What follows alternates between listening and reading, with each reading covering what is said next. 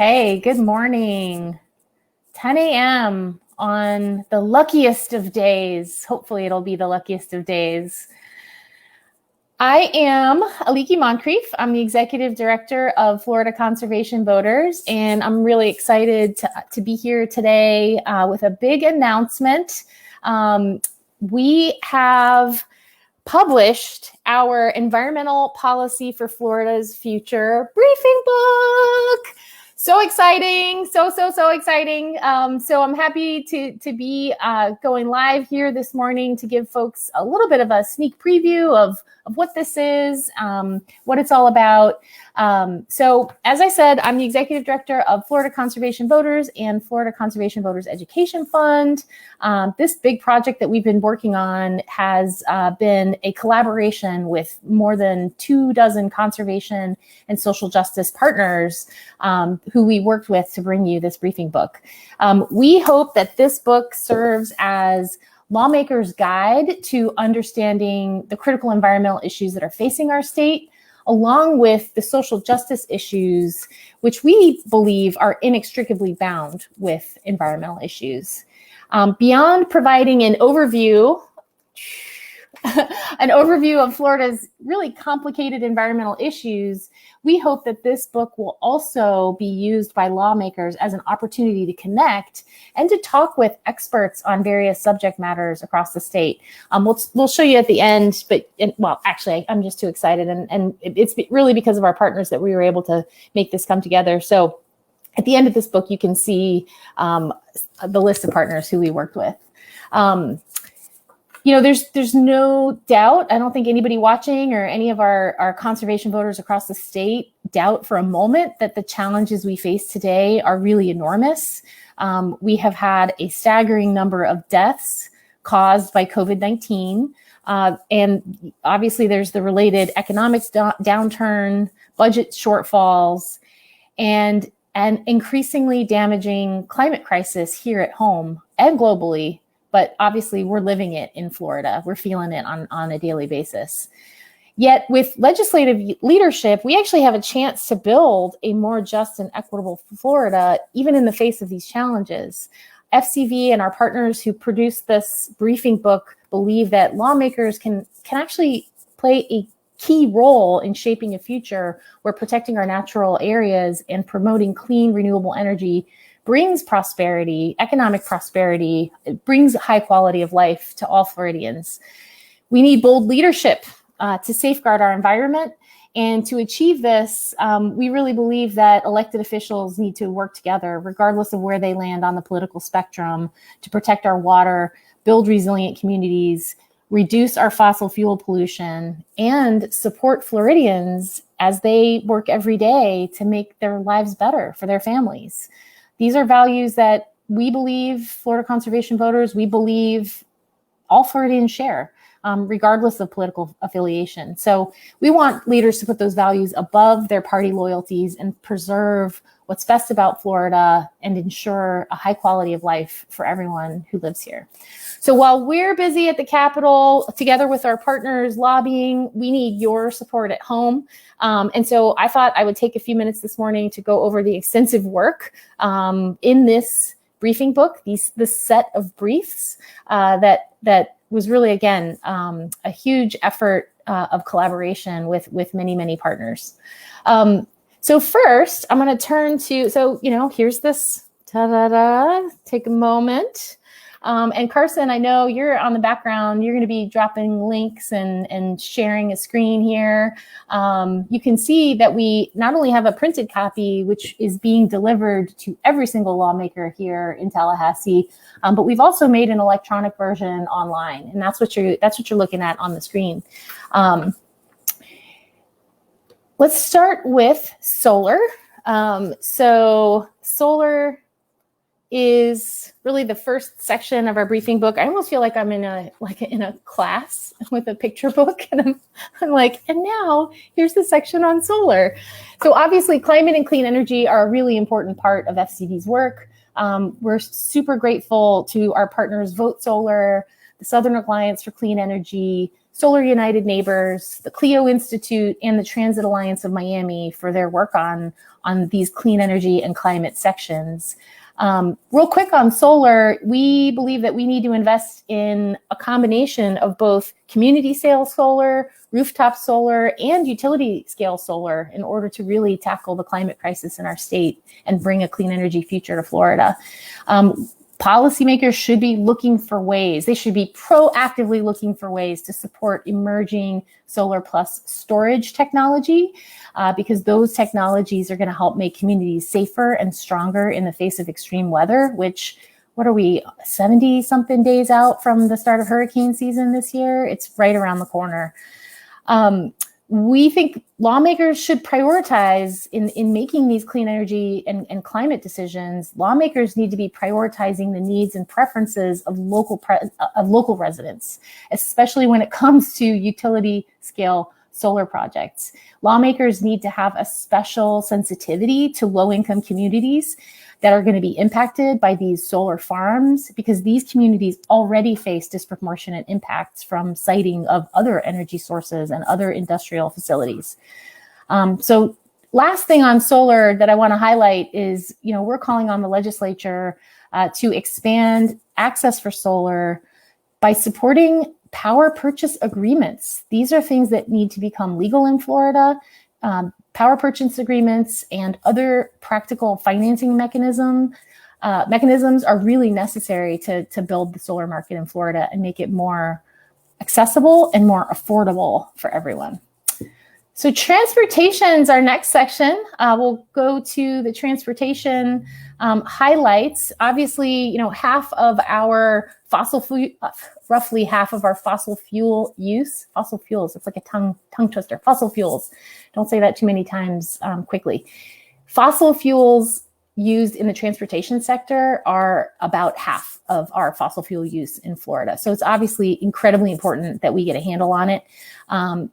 In Florida, for a long time, for decades, transportation planners have actually sought to solve traffic congestion problems by building more roads rather than investing in public transportation, which we see as a completely ineffective strategy. It's ineffective. It relies heavily on non-renewable fossil fuels. It's costly for Florida taxpayers, and it destroys Florida's natural areas. It destroys our water bodies. It destroys our wildlife habitat. So it's a strategy that we think lawmakers need to move Florida away from. More public transit, fewer roads, if I had to sum that up in a real short sentence. MCORs. Can't talk about transportation in Florida without mentioning MCORs. This is the multimodal highways that lawmakers gave a green light to. In doing that, state lawmakers actually overturned long-standing transportation planning principles that were really intended to establish a need and feasibility as requirements before you go and plow through natural areas and put in new roads. Neither need for these roads nor financial feasibility has been demonstrated for MCORs. Task forces that were convened to look at 3 different corridor areas provided no data that demonstrated any need for the new roads. So clearly, we're calling on lawmakers to repeal the MCOR roads. Let's see, what else can we talk about here? In the transportation sphere, we think that it's in large part, it's about lawmakers making thoughtful investments in options that respect protecting our natural resources, protecting community character and livability, reducing our greenhouse gas emissions and other toxic emissions that come from vehicles. Florida lags other states in terms of support for electrifying our transportation sector. I think we're 30th when it comes to per capita deployment of electric vehicle charging infrastructure. So we are far, far behind. We have a lot to make up, and that's why we're calling on lawmakers to do a better job and actually invest in the electrification of not just our what do they call them? Sort of individual electric vehicles that people may buy, but also in fleets in terms of making sure that our school buses and our schools have electric bus fleets. Okay, that's transportation. Moving on to climate resilience. Again, it's not a secret, and nobody who's listening, no one who certainly follows Florida conservation voters will be surprised to hear that the high summer temperatures that we experience and the fact that we have over 1,200 miles of coastline together make our state especially vulnerable to the harmful impacts of global climate crisis. I need another cup of coffee. Floridians are already experiencing drought, extreme rain, inland flooding, increased temperatures, sea level rise, saltwater intrusion. There's a long, long list. Harmful algal blooms. There's a long list of climate impacts. And all of these impacts of climate change, the climate crisis, are affecting every facet of our society, our economy, and our lives. Florida's sea levels are rising faster than average when compared to other places around the world. Tropical storms and hurricanes have intensified. So none of these things are things that are surprising to anyone. The other thing I don't think that will come as a surprise, unfortunately, is that frontline communities, which when we say frontline communities, we are talking about Black, Latinx, Indigenous, low-income communities, rural communities, essentially places and communities that have been in the past and continue to be disproportionately harmed by environmental pollution, harmed by climate change impacts, harmed by the siting of harmful land uses, industrial land uses, transportation facilities that end up fragmenting neighborhoods, and the overall disruption of natural systems. So we are calling on lawmakers to immediately begin a comprehensive assessment of the climate crisis and how it's impacting us already, and a comprehensive planning effort. The first step to planning is to understanding what the baseline is, understanding and assessing the risks, in particular, the risks that are faced by vulnerable and frontline communities throughout Florida. So when it comes to the point of lawmakers funding critical infrastructure, making those investments, they really need to prioritize these communities' needs. Part of how they can do that is by investing in energy efficiency, relief programs that combat high energy burden.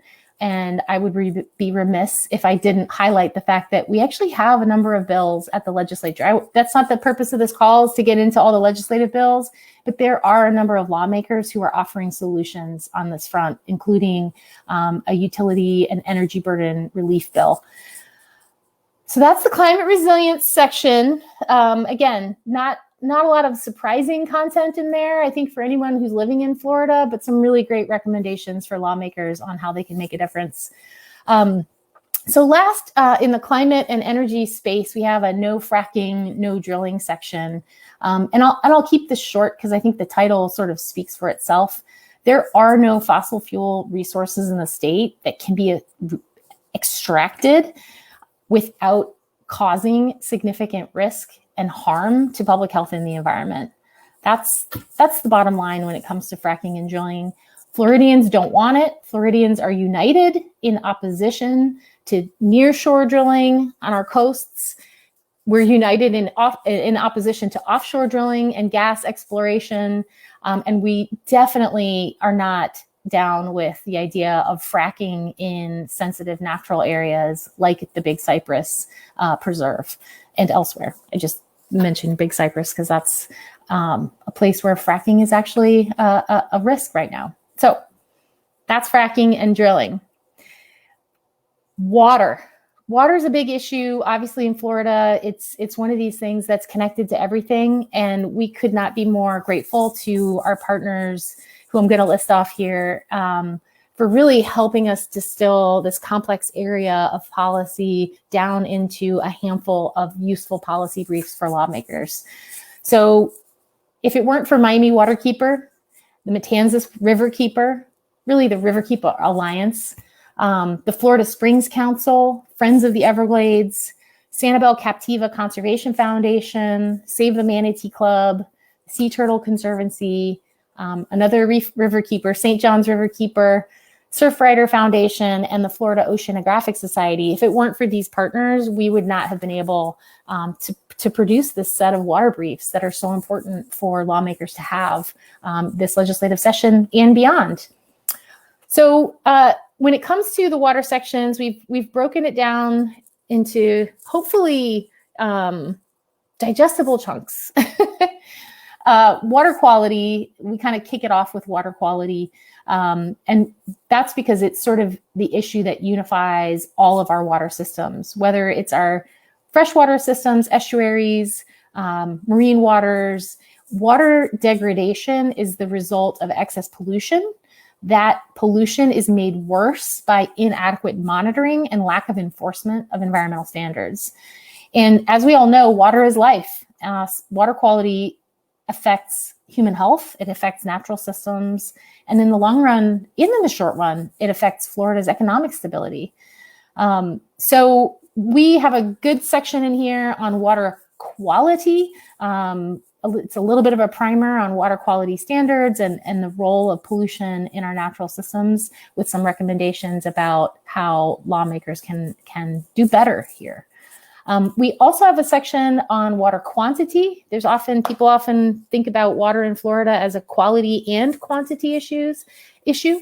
And I think that we can't actually only look at one or the other, because while Florida is blessed with abundant freshwater resources, our springs, our rivers, river sand lakes, we actually are a place on Earth that has river sand lakes, and the extensive groundwater system, the Floridan and Biscayne aquifer systems, they seem abundant, but they are not limitless. Erratic and changing weather patterns, which are made worse by climate change, are also a factor to be thinking about here, because they can cause prolonged droughts. At the same time, they can also cause heavy rainfall that brings flooding. So water quantity is super important because it feels limitless, but it is not. And we have to get a handle on the amount of water that is being consumed, whether it's permits being issued to bottling companies to essentially make a profit off of a public resource, or whether it's permits being issued to agricultural operations, whether it's permits being issued in a spring shed, which harms the flows to those springs. There's all the number of water quantity angles that lawmakers have to be cognizant of are numerous. And thanks to our partner, we address them in this briefing book. So we've also tried to address freshwater sort of as a big topic area. And this is, again, as I go through freshwater, I'm going to talk a little bit about saltwater, Everglades. In all of these water areas, we have both a water quality problem and a water quantity problem. So just kind of keep that in mind. With freshwater, we have between 700 and 900 residents moving to Florida each day. So our population is continuing to grow. That, coupled with more intensive irrigation on our agricultural lands, really overburdens our freshwater resources, which are already depleted. One of the things that we've always believed, and that's partly because we started off as the Water and Land Conservation Amendment, which is another huge collaborative effort from the conservation community in Florida. We know that in order to save Florida's water, we also need to save land. Natural areas that are buffers to our rivers and springs, wetlands, and even some working landscapes like ranches can all play a role in making sure that we're protecting our water resources. These are strategies that help not only hold water so that it can slowly percolate and trickle into the ground and restore our water resources, but they also act as a filter. So they're removing pollutants before those waters reach, for example, drinking water sources. So I think it is, again, folks know we've lost more than half of our wetlands because of weak protections, because of frankly, reckless development. The dismantling of the Growth Management Act is a piece of that. And so there's a lot of work to be done here. Check out the freshwater section. I'm going to move on to the saltwater section real quick because, again, we tried to break things down into areas that are sort of easy for people to think about and that, you know, people can relate to. So our coastal systems, you know, when we think about saltwater, we're really thinking about our coastal systems. They are an economic engine that drives our tourism industry. You know, more people visit Florida because of our beaches and our estuaries than the beaches of any other country in the entire world. So aside from being a huge economic driver or economic engine, these places are also really critical habitat. They provide a place for wildlife to live, but also food for fish, shellfish, manatees. I think it can't, I don't think anybody watching has probably missed the fact that we are in a crisis with manatees right now. Manatees are dying at astronomical rates. And a big part of why manatees are dying, I mean, I think we're over 450 animals and it's only March. We're almost we're like 3/4 of the way to the annual high of manatees dying. And a big culprit here is our water problems. It is the amount of pollution that we're putting into these estuaries, killing off seagrasses, essentially destroying the habitat and the food upon which these iconic animals rely.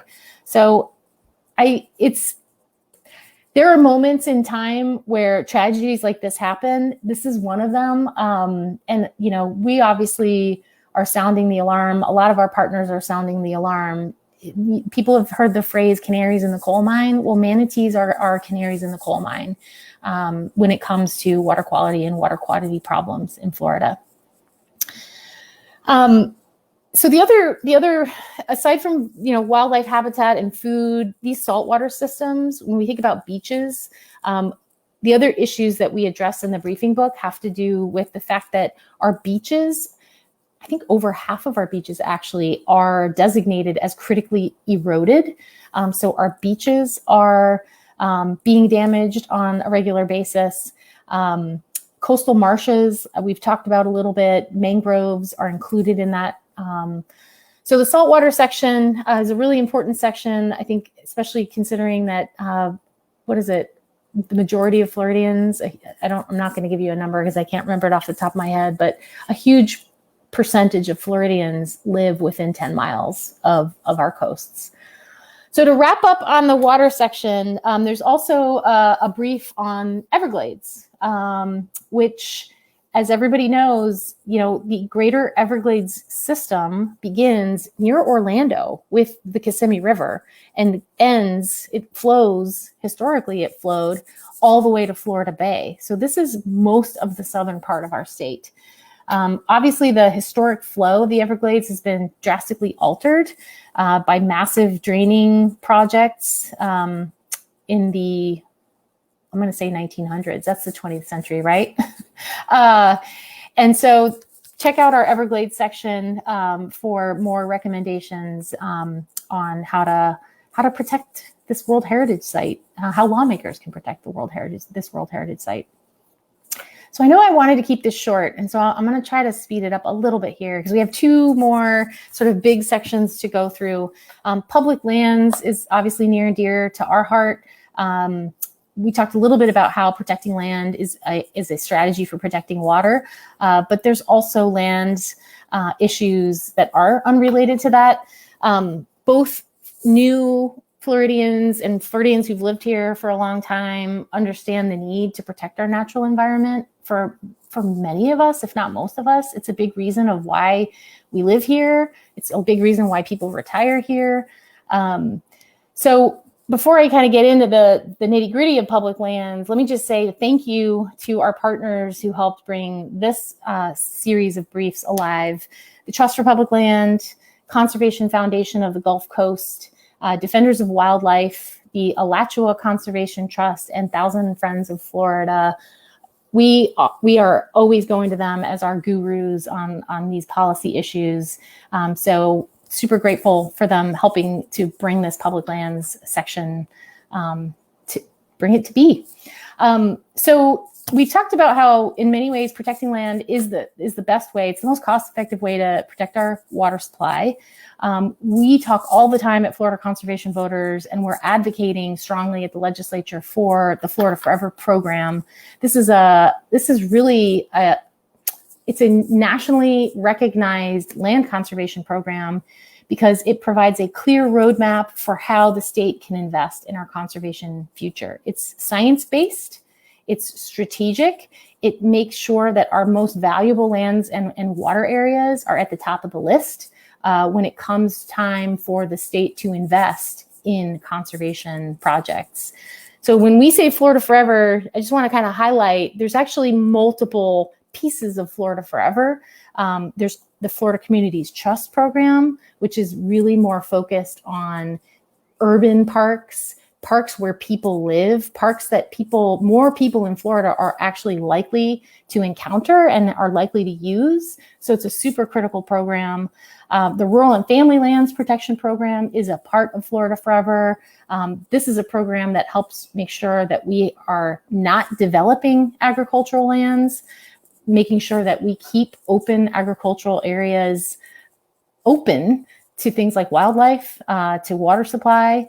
And of course, then there are Florida Forever lands, which when you think about buying a huge parcel of land in order to create a state park, or bringing an environmentally sensitive, really wild part of Florida under the protection of the state of Florida and bringing it into public ownership, that's often what people, when people just say Florida Forever and they're not speaking of one of the component parts, that's what they're talking about.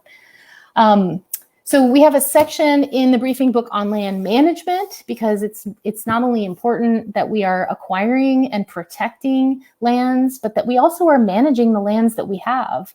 Land management is how we ensure that we're providing the best recreational opportunities for Floridians and for visitors. It's really crucial that the state continue to provide steady funding to make sure that our state parks, our wildlife management areas, our state forests, and our other conservation lands are protected and maintained. One of the reasons this is important is natural areas can actually aid in our fight against climate change and sea level rise. Making sure that these areas are restored and protected actually ensures that Florida, many natural areas in Florida are serving as a carbon sink or as a carbon sponge. We have a section in our briefing book on wildlife. Don't need to talk too much about wildlife. I mean, we've kind of sprinkled it in throughout, but whether we're talking about the endangered Florida panther, we've already talked about the manatee, Florida manatee, or even if we're talking about more common wildlife that people encounter, like the great blue heron or my favorite swallowtail kites. When we protect habitat for wildlife, we are protecting the natural systems upon which our own quality of life depends. So they're interconnected. I want to get to our democracy section. I think a lot of folks sometimes, especially folks who expect an environmental organization only, and maybe are newer to Florida Conservation Voters and don't know as much about us, they might say, well, why is an environmental organization engaging on democracy issues? Well, aside from the fact that voting is in our name, we are Florida Conservation Voters and Florida Conservation Voters Education Fund, we believe that democracy is a core value. Making sure that the people who live here are represented by lawmakers is absolutely a core value for us. And we also believe that it's only when people are able to engage as participants in our society, it's only then that we will actually be able to get policies that protect our lives, for lack of a better way of putting it, that protect our quality of life, that protect our waters, that make sure that we're actually trying to figure out, and not just trying to figure out, that we are figuring out a sustainable future when it comes to clean energy and climate. So democracy is a core value for us. Within democracy, within these democracy sections, we've broken it down into a few components. One is actually about growth management, because growth management is one of those shining examples of a policy area where growth management is actually part of good government. So growth management is an area that's really important. It's a way for us to achieve a more sustainable future by taking the long view, establishing policies that require local governments to consider the cumulative impacts of various developments, big developments, small developments, impacts on the natural environment and communities. So growth management is really important. And I realized I need to do my shout out for our partners who helped us with all these democracy sections. When it comes to growth management, the number one organization in the state that works on these issues is Thousand Friends of Florida. They are always our go-to on growth management, and I recommend everybody get to know them if you're interested in growth management issues. Another section within our democracy portion of the briefing book is voting rights, and we're super grateful to our partners, All Voting is Local, for helping us craft this section. We obviously believe that the right to vote is fundamental to our democracy, and we have some particular policy areas that we go over in this section: same-day voter registration, automatic voter registration, vote by mail. These are all ways that we believe, let me back up. These are ways that lawmakers can make sure our democracy is accessible to everyone. It's incredibly important that we move forward on some of these policies. Last, definitely not least, if anything, the most important of the democracy sections is our environmental justice section. And we're really grateful to our partners at Florida Rising for helping us craft this section. We've talked about this earlier today. There's no debating that Black communities, Latino communities, and the indigenous people of Florida, these are communities that have been subjected to environmental pollution. They have experienced environmental health threats and more than their fair share of preventable diseases and negative health outcomes because of environmental pollution. So we have an entire section dedicated to environmental justice. We know that working class people, people of color, are grappling with the impacts of artificial systems that have fueled the development of really vast systems of inequality. It's no coincidence, for example, that many of these communities live in close proximity to the worst forms of pollution. The environmental justice movement is really addressing an undeniable fact, and that is that people who live, work, and play in America's most polluted environments are more often than not people of color. They are people who are low income or poor, and they are working class. So environmental justice, is an incredibly important subject. I would encourage everybody, usually I don't encourage people to flip to the end of books, but in this case, I would encourage everyone to flip to the environmental justice section and take a look. That's the briefing book in kind of a nutshell, a longer nutshell than maybe I had hoped. I'm not going to list every single one of our partners again. I think I've mentioned everyone in the course of our conversation here. I would encourage you also to flip to the end of the briefing book where we have an expert list. This lists all of the organizations we worked with, the actual individual people who are expert in these areas, along with their contact information. And Carson, I think, maybe dropped a link, or if not, will drop a link to the link, drop a link to the link, right? To where folks can actually get a sneak preview of the briefing book. As I mentioned, these are being delivered to every single lawmaker here in Tallahassee.